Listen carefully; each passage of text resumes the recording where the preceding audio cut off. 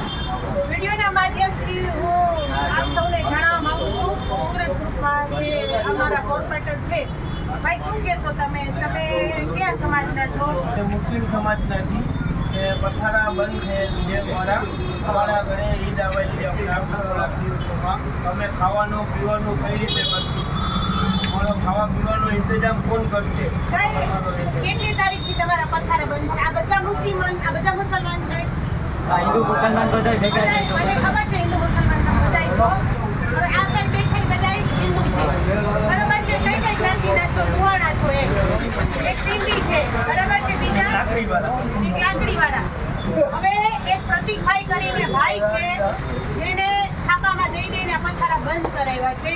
ક્યાંક ને ક્યાંક ભાજપ અને કોંગ્રેસના બધા કોર્પોરેટર 64 આ પ્રતિક ભટ્ટથી બધા જીવે છે. અમે ખાલી વિડીયોના માધ્યમથી એટલું કહીએ છીએ કે આજે અમે અહીંયા દરબારગઢ પાસે અમે બસ સ્ટેન્ડમાં અહીંયા બેઠા છીએ. આ લોકોને 8 તારીખથી તો ધંધા બંધ છે, 17 તારીખે ઈદ છે. તો અમે વોર્ડ નંબર 1ના કોર્પોરેટરને બોલાવી છીએ, જેટલા મુસ્લિમ સમાજના છે એટલા. વોર્ડ નંબર 12ના કોર્પોરેટરને બોલાવી છીએ, જેટલા મુસ્લિમ સમાજના છે એ. અને એની સાથે આપણે શહેરના જે મોટા નેતા છે સહારાબેનને, એને પણ હું રિક્વેસ્ટ કરું છું, અને અમારા વિરોધ પક્ષના નેતા ધવલભાઈને પણ હું રિક્વેસ્ટ કરું છું કે આપ સૌ અહીં આવો, એક પોલીસવાળા અને કોર્પોરેશનમાંથી છૂટ લઈ દો. આ લોકોને તમારે સ્કૂલો ચાલુ થઈ ગઈ છે ને, બધા છોકરાઓને સ્કૂલો ચાલુ થઈ ગઈ છે, ફીસ ભરવાની છે, પછી ઈદ ઉજવવાની છે.